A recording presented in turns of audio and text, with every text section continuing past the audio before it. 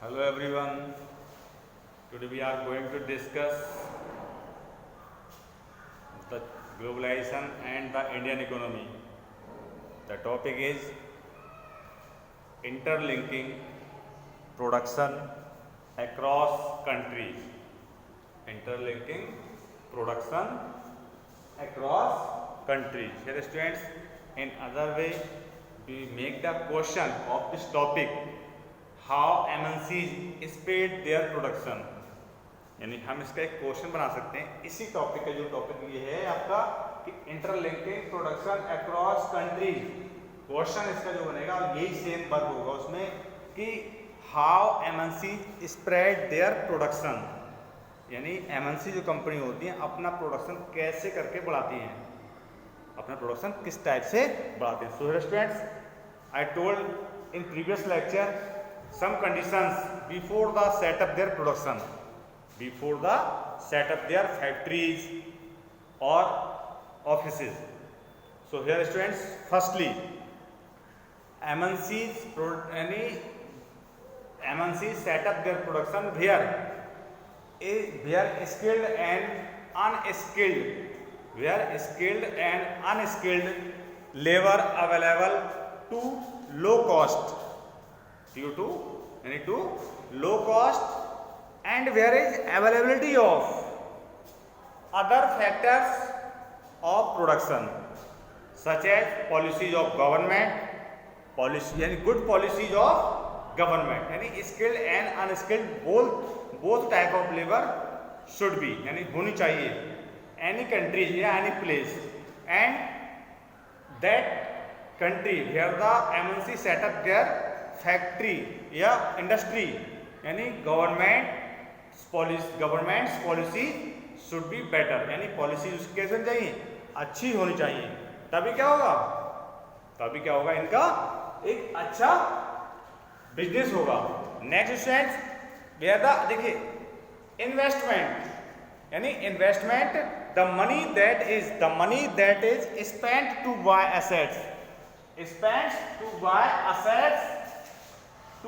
assets such as local land, building, machines and other equipment is called investment, यानी investment निवेश करना, हिंदी में बोलते हैं इसको निवेश करना, यानी किसी कंट्री में अपने रुपीज का या अपने पैसे का इन्वेस्ट करना। सो हियर स्टूडेंट्स, यानी जो इन्वेस्ट करते हैं हम,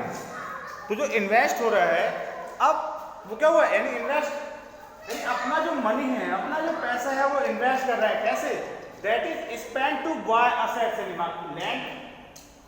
लैंड में इन्वेस्ट करना, बिल्डिंग में इन्वेस्ट करना, मशीन से इन्वेस्ट करना एंड अदर इक्विपमेंट्स में इन्वेस्ट करना।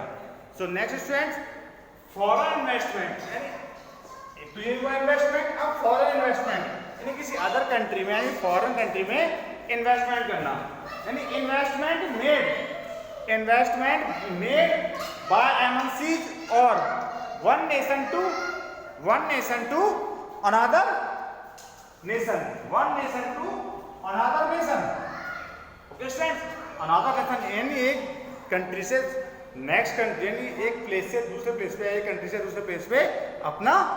क्या करना, सेटअप करना, अपना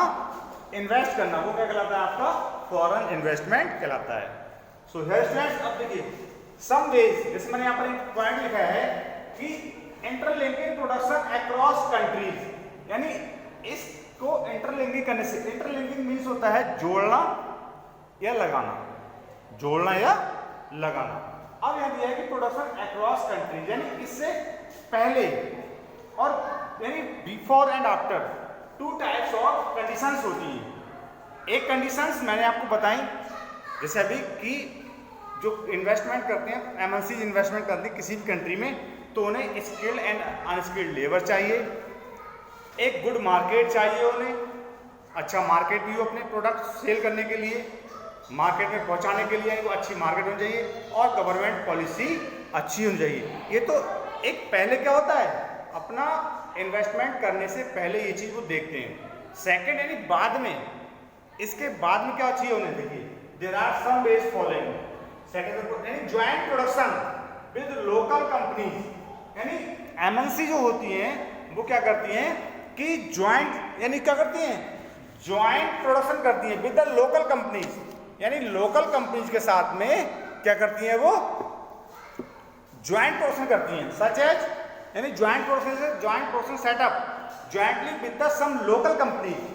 यानी लोकल कंपनी के साथ में कुछ भी क्या करती हैं ज्वाइंट वर्क करती हैं, ज्वाइंट प्रोडक्ट करती हैं, प्रोडक्ट बनाती हैं, सच है जैसे for example Maruti Suzuki India Limited, Maruti Suzuki यानी Maruti is a Indian company and Suzuki is the Japanese company. तो क्या हुआ, Japanese is the MNC company, यानी Maruti Suzuki is the MNC company and Maruti is a Indian company, यानी तो joint both company. तो क्या हुआ, यानी लोकल कंपनी के साथ में एक एमएनसी कंपनी ने ज्वाइंट यानी अपना प्रोडक्शन ज्वाइंट मिलकर बना रहे हैं। तो जो मारुति आती है आपकी मारुति सुजुकी, वो ज्वाइंट कंपनी की वर्क होकर आती है और ये क्या करती है ज्वाइंट जो वेंचर होता है, तो बेनिफिट क्या होता है लोकल कंपनी का होता है, लोकल कंपनी को क्या होता है बेनिफिट कि उसे बहुत सारा पैसा कमाने को मिल जाता है उस एमएनसी के साथ में। तो क्या होता है कि MNC can provide money for additional investment, यानी एमएनसी जो कंपनी होती हैं वो क्या करती हैं उनको जो एडिशनल यानी जो उनको एक इन्वेस्टमेंट होता है, जो मनी वो इन्वेस्टमेंट करती है किसके लिए, बाय न्यू मशीन खरीदने के लिए, यानी किसके लिए फॉर फास्टर प्रोडक्शन, यानी फास्टर प्रोडक्शन करने के लिए न्यू मशीन्स परचेज करने के लिए वो मनी देते हैं। और सेकेंडली क्या है कि MNC bring with them latest technology for production, जैसे यहाँ पर लिखा है कि MNC bring money and technology, यानी वो क्या लेके आती हैं अपने साथ में मनी भी लेके आती हैं मशीन्स परचेज करने के लिए, और क्या देती है कि वो एक अपने साथ न्यू टेक्नोलॉजी भी लेकर आती हैं, जिससे कि इन लोकल कंपनीज को भी बेनिफिट होता है। नेक्स्ट है आपका कि सेकंड एमएनसी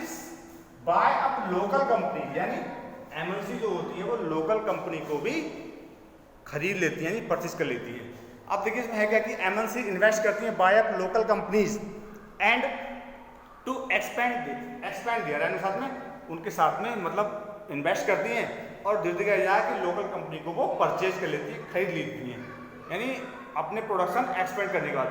कहते हैं एमएनसी विद ह्यूज, एमएनसी जो होती हैं वो अपने साथ में कहलाती हैं कि MNC bye up the local company, कि एमएनसी हैव यानी देखिए huge wealth so easily by local company, यानी इनके पास बहुत सारा वेल्थ होता है इसीलिए वो क्या करती हैं लोकल कंपनी को परचेज कर लेती है। अब मैं आपको एक एग्जांपल दे रहा हूँ इसके लिए कि स्टार्टिंग ऑपरेशन इन 1987, यानी 1987 द कारगिल फूड कंपनी, यानी an American company, Kargil food companies एक अमेरिकन कंपनीज थी। तो उस अमेरिकन कंपनी ने क्या किया कि इन इंडिया यानी वो अपने प्रोडक्ट्स बना दी थी, तो उसने क्या किया कि एक जो परख यानी दिया यहाँ पर कि बाय द परख फूड कंपनी, यानी जो परख फूड कंपनी थी इंडिया की लोकल कंपनी, यानी ये बहुत सारे जो प्रोडक्ट्स थी ये प्रोडक्ट्स बनाती थी, यानी फॉर ऑयल रिफाइनरीज यानी रिक्वायर्ड, यानी ऑल्सो बहुत सारे इंडिया में, यानी इसका बहुत एक बड़ा नेटवर्क था इसका इंडिया में इसका क्या था एक बड़ा नेटवर्क था। तो ये क्या करती थी यानी अपने प्रोडक्ट बनाती थी। तो कारगिल ने क्या कर दिया कि कारगिल ने इसका सेटअप किया, इसके बाद इन्वेस्ट किया और इस कंपनी को क्या कर लिया